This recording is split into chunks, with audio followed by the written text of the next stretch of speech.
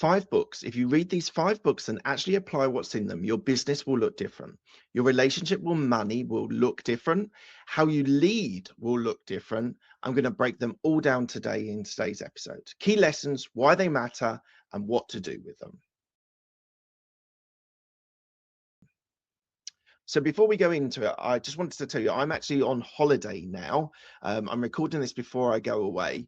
And this was something that I thought was really super important and I wanted to share with you. The 5 books have had the biggest impact on me. Some of them are familiar, but some of them might not be. So that's why I wanted to give you a mixture of the ones that had the biggest impact. So the first one I'm going to talk about is The Psychology of Money. This book came out a few years back and it's had an absolutely massive response from people, and rightly so. But what the author talks about is he talks about what the difference between money and finances and how you are, why it's based upon the psychology. It doesn't talk about spreadsheets, it's about human beings. The premise is simple. Doing well with money has very little to do with how smart you are. It's almost entirely about how you behave, your relationship with money, your psychology around it. And that's what nobody else really teaches you. So here's the line that hit me the most when I read it. He says getting wealthy and staying wealthy are two different things. Getting wealthy requires optimism, risk taking, going for it. But staying wealthy, that requires humility, caution, a different mindset. And most people never make that shift. Now, the key lessons from the book here, I'm going to talk about some of them now. First one, compound interest. Not just financial compound interest, but the principle of it. The idea that small things done consistently over a long period of time creates results that seem almost impossible. The author talks about Warren Buffett. Most people think Buffett is rich because he's a genius investor. And yes, he is. But the real reason he's worth what he's worth is because he started investing as a teenager and he never stopped. The vast majority of his wealth was accumulated after he was 65. That is compounding. Time in the game beats time in the game every time. Wealth is what you don't see. The one thing that's really important, we live in a world where people spend money they don't have to impress people that they don't like. We see the cars, the watches, the houses. We assume that means wealth. It doesn't always. True wealth is the money that hasn't been spent, the options, the flexibility, the ability to say no to things that you don't want to do. That is true wealth. So you need to be able to control your time. The author says the highest dividend money can ever pay you is controlling what you spend your time on. If you wake up in the morning and you can do whatever you want, that is the goal. Not a number in a bank account, the freedom it gives you. And the last one I want to talk about is building in room for error. Things will go wrong. They always do. The best financial plan is the one that survives when things don't go to plan, because they don't always. You need to be able to plan for it. So why does this book matter? Because most of us were never taught this sort of stuff. We were taught to work hard, earn money, spend money. Nobody sat us down and said your relationship with money, your psychology around it is the thing that will determine whether you have wealth or not. This book gets it. It's an amazing book and I absolutely love it. The second book I want to talk about is Rich Dad, Poor Dad by Robert Kiyosaki. Right, second book. Now, some of you may have heard of this. Some of you might have already read it. But if you haven't read it or it's on your reading list, I want you to be able to come back to it and think about what the lessons are within the book. Because they aren't concepts in here that are complicated. They are obvious when you hear them, yet most people do the complete opposite. The book is built around Kiyosaki's story of growing up and two different father figures. His biological dad, the poor dad, was educated, hardworking, believed in job security, good grades, work your way up the ladder. His best friend's dad, the rich dad, had a completely different philosophy. He learns how to work with money and he makes money work for him by building assets. And this is the central lesson of the book. The rich don't work for money, they have the money working for them. So let's break down some of these key lessons. And so I think the biggest one is understanding the difference between assets and liabilities. An asset puts money in your pocket, a liability takes it away. Simple. But here's the problem. Most people are buying liabilities and calling them assets. As Kiyosaki makes a very uncomfortable point, your home, in most cases, is a liability, not an asset, because it costs you money every month. Mortgage, maintenance, taxes, it's taking money out your pocket. A real asset generates income. Most people are trapped in what he calls a rat race. They work hard because they fear not having money. They spend because they want the things that money buys. They never break that cycle. The fear drives you to earn. The greed drives you to spend. And round it goes. The wealthy break that cycle by building assets that generate passive income.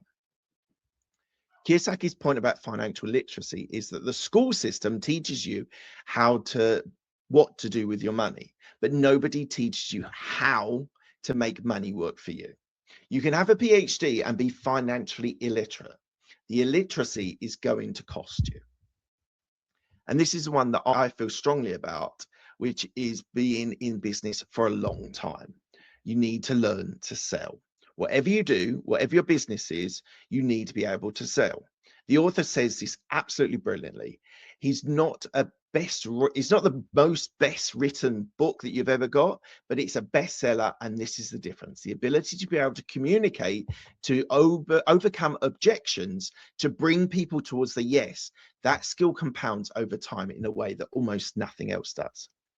So you might be wondering why this book matters. It will rewire your brain, how you see money and how you see opportunities. It will shift you from thinking as an employee, even if you run a business, but to think of yourself as an investor. That mindset shift alone is worth more than any other tactic that you might be able to learn. Now, this is the next one that I want to talk about, which is Legacy by James Kerr. This is a little bit of a left field one. Some of you might not. I'm assuming most people won't have read this book, but it is so good. It's called Legacy, and it's about what the All Blacks can teach us about the business of life. The All Blacks are New Zealand rugby team. Historically, they have always been a dominant force in rugby union. And this book, it looks at the culture and the history of the New Zealand rugby team. They are known as the best in the world in most eras.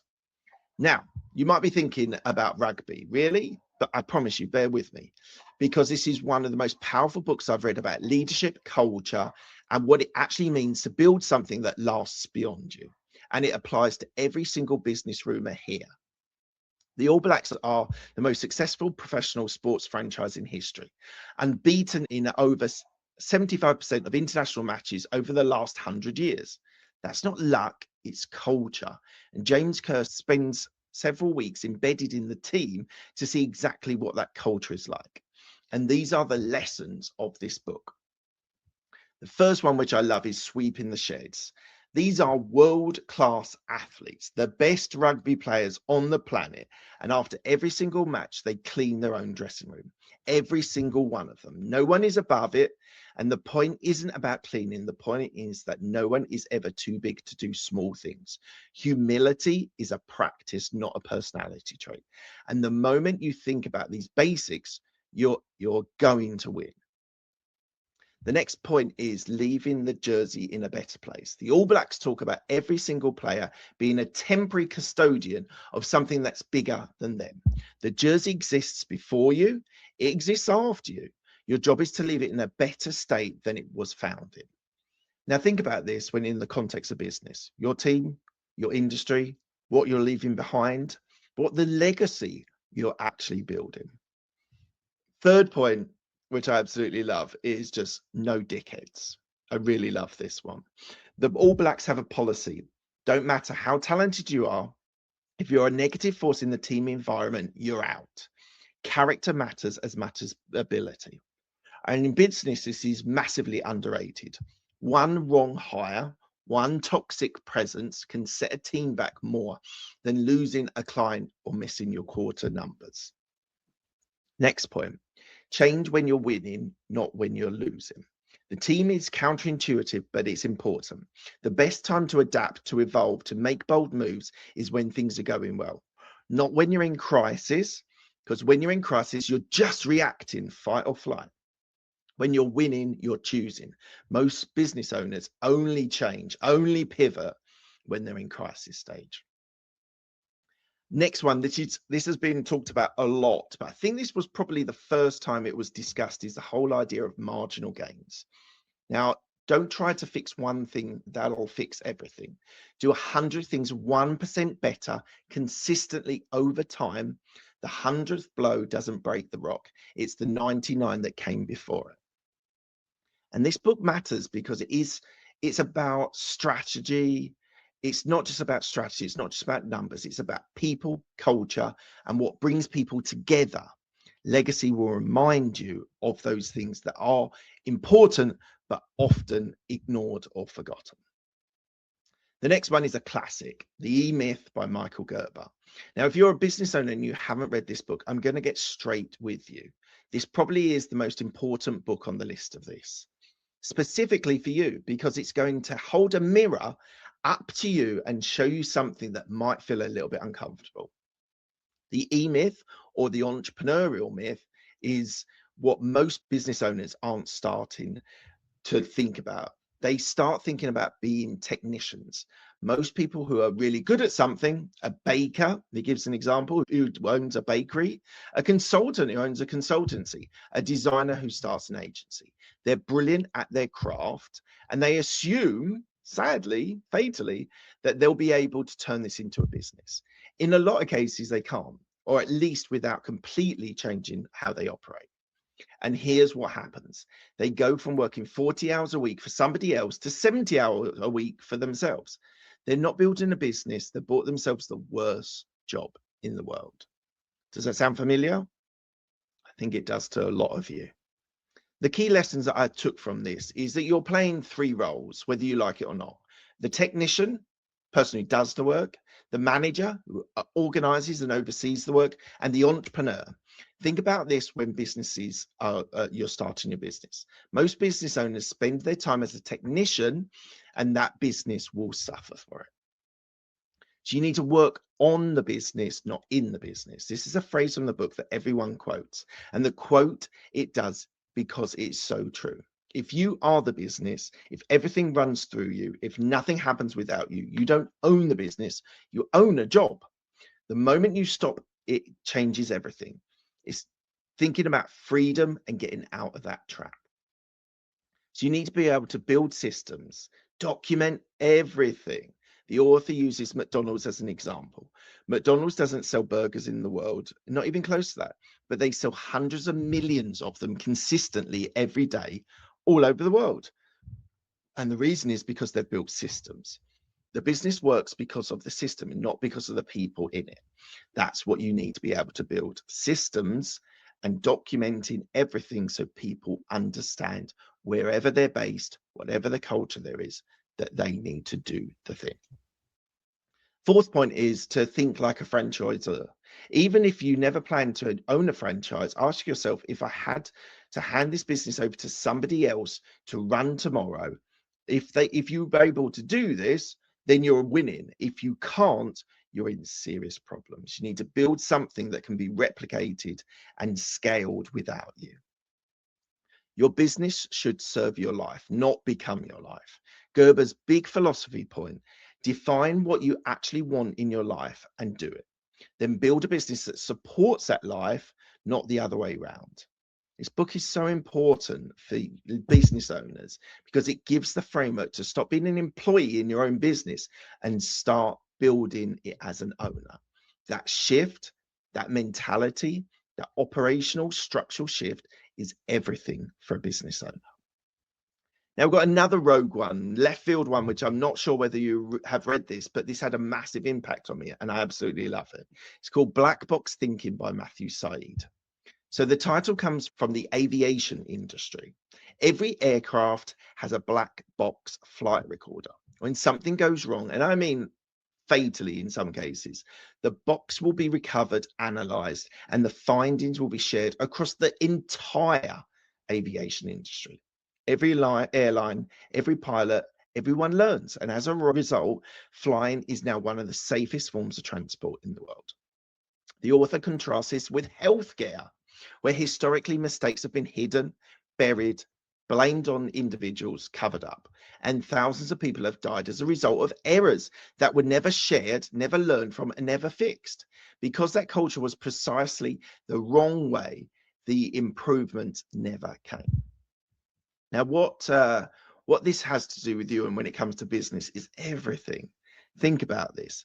Failure is only a problem if you don't learn from it. The mistakes isn't the issue. The mistake is the data. The issue is when you pretend it didn't happen or you blame someone else and move on. And that changes absolutely nothing in your business. That's where failures can become dangerous. A blame culture kills progress, as Saeed says. He's very clear on this. The moment you create an environment where people are afraid to make mistakes, you lose the ability to fix them because they get hidden, and hidden mistakes compound. If people on your team are more worried about covering themselves than solving problems, you've got a culture that's going to cost you more than you know. Third point that he makes, which is important, is cognitive dissonance is the enemy of growth. Why this is important is when you're confronted with the evidence that challenges what you believe, what you've built around your identity, they don't update the beliefs. We frame the evidence, we bend reality to fit what we think. And Saeed, the author, makes a sobering point here. The more senior you are, the more experienced you are, the more represented, the more vulnerable you are to this, because you've spent years having your opinions listened to. You've got a size of an ego invested in being right. And that makes it very, very hard to be able to change, which is a massive issue. Saeed talks about the marginal gains again, which seems to be a great theme coming out of these books. It's occurred twice. Small improvements consistently applied, compounded into extraordinary results. The author references the British cycling team. Before Dave Brailsford and marginal gains, British cycling had won 1 gold medal in 76 years. Within 5 years of applying this philosophy, breaking performance down into every tiny component and improving it just by 1%, they dominated the Olympics, the Tour de France, not with one big breakthrough, but with hundreds of tiny ones. And then also comes up a lot, the growth mindset versus the fixed mindset. People with a fixed mindset avoid failure because they see that as evidence of their limitations. People with a growth mindset seek out failure because they see this as information and data.